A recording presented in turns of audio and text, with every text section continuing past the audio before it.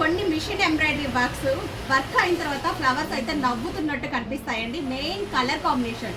So ఈ blouse చూడండి, యాక్చువల్గా శారీ లేదు, శారీ వచ్చేసరికి మల్బర్ సిల్క్ అండి, మన దగ్గరే తీసుకున్నారు. మల్బరీ సిల్క్ చాలా సాఫ్ట్గా ఉంటాయి ఫ్యాబ్రిక్స్ అయితే ఇప్పుడు అందులో అవైలబుల్ లేవని చెప్పి నేనైతే శారీ చూపించట్లేదు.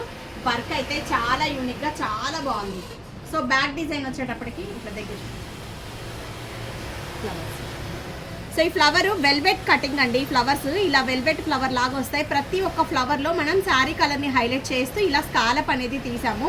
ఫ్లవర్స్ అయితే ఎంత బాగున్నాయో, డిజైన్ చూసారా, ఏదైనా ఫినిషింగ్తోనే అండి. మిషన్ వర్క్ కాస్ట్ వచ్చేటప్పటికి మనం ఇలా హెవీ డిజైన్స్ పెద్ద బ్లౌజ్, ఈ బ్లౌజ్కి అయితే మనం 1900 ఛార్జ్ చేసామండి ఫ్రంట్ పార్ట్.